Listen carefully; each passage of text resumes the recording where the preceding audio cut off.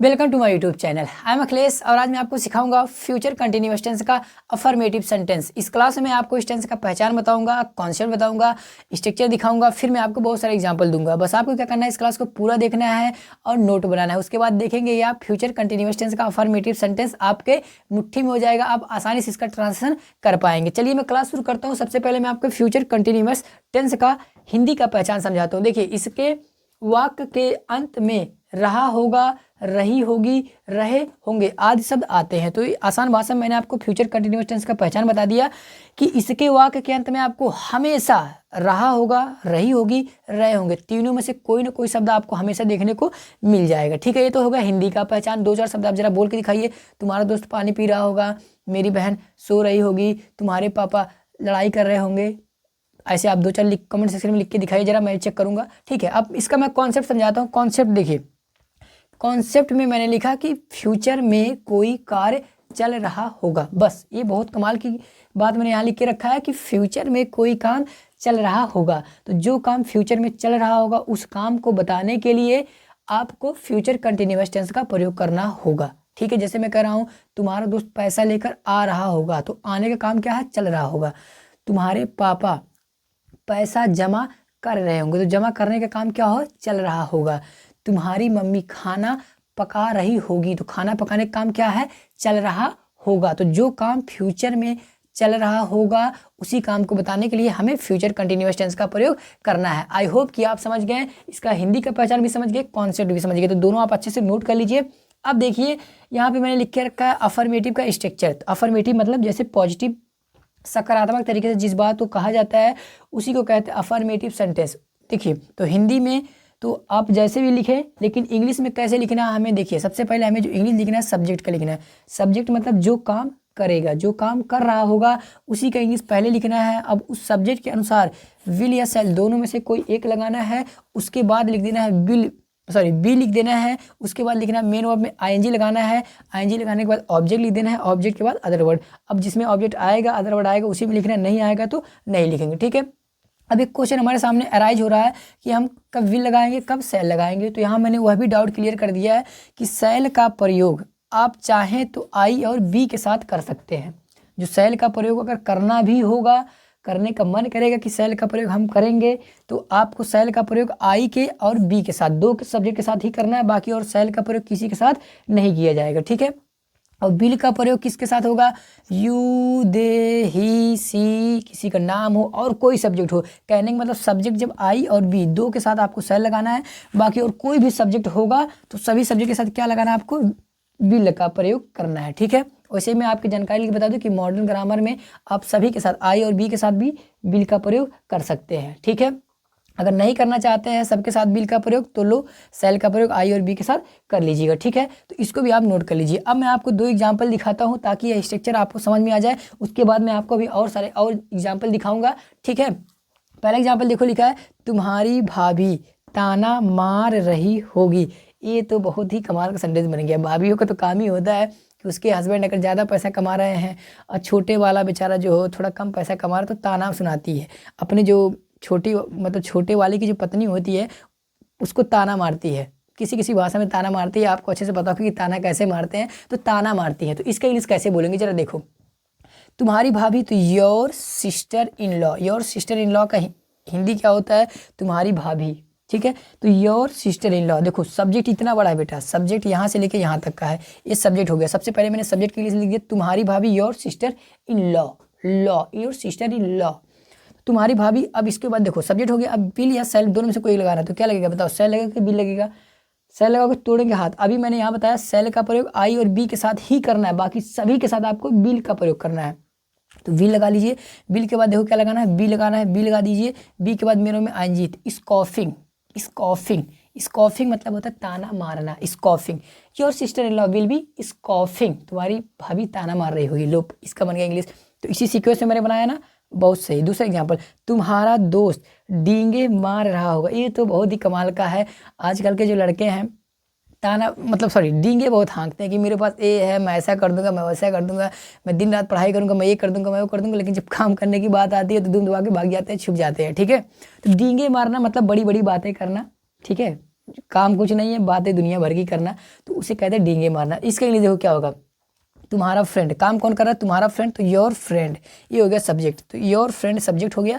अब सब्जेक्ट के बाद क्या लगाओगे, विल या सेल, दोनों में से कोई एक बताओ, सेल लगाओगे कि विल लगाओगे, क्या लगाओगे, तो सेल लगाओगे, तोड़ेंगे, हाँ सेल का प्रयोग यहाँ नहीं होगा, क्या किसका प्रयोग होगा, विल का प्रयोग होगा, क्योंकि मैंने बताया सेल का प्रयोग आई और बी के साथ ही होगा, बाकी सबके साथ विल का प्रयोग करना। तो योर फ्रेंड विल बी, सेल के बाद विल बी, सॉरी विल के बाद बी लगा देना है, तो योर फ्रेंड विल बी। ताना सॉरी डींगे मारने को बोलते हैं बूस्टिंग, बोस्टिंग, बोस्टिंग मतलब मुझे डींगे मारना, बड़ी बड़ी बातें फेंकना, लंबी लंबी बातें करना, तो बोस्टिंग बोलते हैं। Your friend will B boasting, तुम्हारा फ्रेंड डींगे मार रहा होगा, your friend will B boasting, stop boasting, ताने डींगे मारना बंद करो, ठीक है। तो 2 सेंटेंस आप नोट कर लीजिए। अब मैं आपको अभी और एग्जाम्पल दूंगा, ठीक है, तो इसको नोट कर लीजिए, आप इसकी शर्ट मार लीजिए, या तो वीडियो रोक के पोज करके नोट कर लीजिए, ठीक है। अब मैं आपको कुछ और एग्जाम्पल दूंगा। अब मैं हिंदी बोलूँगा और आपको वीडियो रोक के पहले खुद ट्रांसलेशन कर लेना है, उसके बाद आगे वीडियो को चालू करके देखना कि आप ट्रांसलेशन सही कर रहे हैं या नहीं सही कर रहे हैं, ठीक है। अब मैं हिंदी बोलूँगा बट हिंदी में लिखूँगा नहीं, मैं डायरेक्ट इंग्लिश लिखूँगा, ठीक है। हाँ, पहला सेंटेंस मैं कह रहा हूँ, वह आटा गूँथ रही होगी, गूँथ रही होगी मतलब आटा सानना भी गांव में कहते हैं, गूँथना कहते हैं, ठीक है। तो वह आटा गूँथ रही होगी या आटा सान रही होगी, ठीक है। तो चलो बनाते हैं, वह मतलब सी, पहले आप वीडियो रोक के खुद बनाइए, उसके बाद फिर जब ट्रांसलेट कर लीजिएगा उसके बाद फिर वीडियो चालू करके देखिएगा कि आप सही बनाए हैं कि गलत बनाए, आप चेक भी कर लेंगे। वह आटा गूँथ रही होगी, तो she will be needing the flower,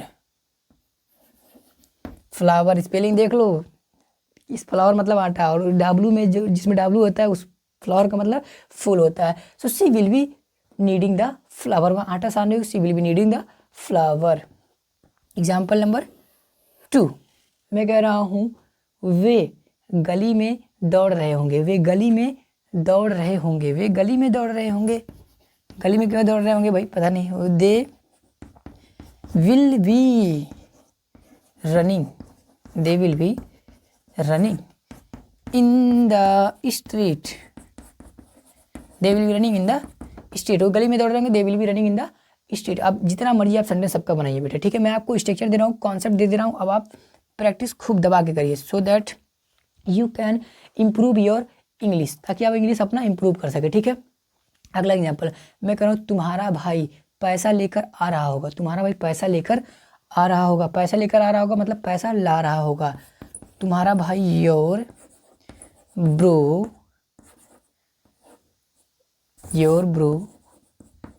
will be bringing the money, हो गया। अगला मैं कह रहा हूँ, तुम्हारा दोस्त रो रहा होगा, your friend will B beeping, तुम्हारी बहन हंस रही होगी, वो रो रहा तो हंसेगी देख कर ही कि इतना बड़ा हो गया रो रहा, पैसे के लिए रो रहा, तो तुम्हारी बहन हंस रही होगी, your sister will be laughing. चलिए 2-4 सेंटेंस किसी का नाम को बनाते हैं, नाम का तो अभी तक मैंने बनाया नहीं, चलो नाम का बनाते हैं। मैं कह रहा हूँ, राम छत पे बैठा होगा, राम छत पे बैठा होगा, बैठा होगा मतलब बैठने का काम चल रहा होगा, राम छत पे बैठा होगा, तो राम विल बी सिटिंग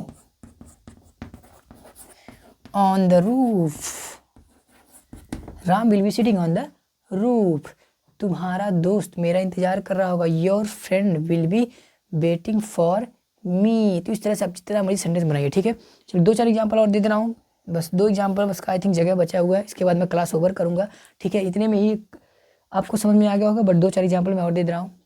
मैं कह रहा हूँ, वे पैसा खर्च कर रहे होंगे, वे पैसा खर्च कर रहे होंगे, पैसा मिले तब खर्च कर रहे होंगे, वे पैसा खर्च कर रहे होंगे, तो वे पैसा खर्च कर रहे होंगे, they will be spending, they will be spending the money, they will be spending the money.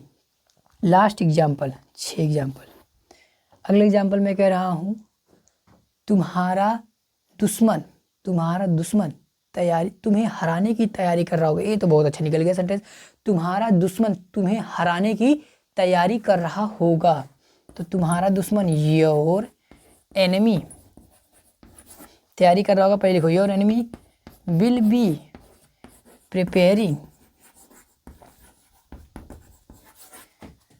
Your enemy will be preparing to defeat you, your enemy will be preparing to defeat you. चलिए, तो 6 sentence मैंने आपको बना के दिखाया है, ठीक है। आई होप कि आपको अफर्म, देखो स्ट्रक्चर अगर देखोगे बेटा सब में एक कॉमन है, सबसे पहले सब्जेक्ट लिखा है, उसके बाद विल या सेल दोनों में से कोई एक लिखा है, उसके बाद बी लगा है, बी के बाद वर्ब में आईएनजी लगा हुआ, ऑब्जेक्ट आया हुआ तो ऑब्जेक्ट है, वही क्रम है, ठीक है। अब आप पहले 2-4 सेंटेंस ट्रांसलेशन करिए, उसके बाद इसका प्रैक्टिस अपने स्पीकिंग में करिए। मैं आपको होमवर्क दे रहा हूँ, ठीक है। 3 सेंटेंस में दूंगा आपको, तीनों का इंग्लिश चाहे गलत ही हो, जैसा भी हो आपको मुझे लिख के सेंड करना है, कमेंट में मुझे लिख के बताना है, मैं उसको चेक करूंगा, मैं देखूंगा कि आपको समझ में आया है या नहीं आया। तो पहला सेंटेंस है तुम्हारा भाई पैसा चुरा रहा होगा, ये पहला सेंटेंस है। दूसरा, वह तुम्हारा इंतजार कर रहा होगा, और तीसरा सेंटेंस है तुम्हारे पापा तुम्हारे भाई को पीट रहे होंगे। तो 3 सेंटेंस है, आपको तीनों के इंग्लिश कमेंट सेक्शन में लिख के मुझे बताना है, मैं उसको चेक करूंगा, ठीक है। तो अब इस क्लास को ओवर करते हैं। Thanks for watching this video.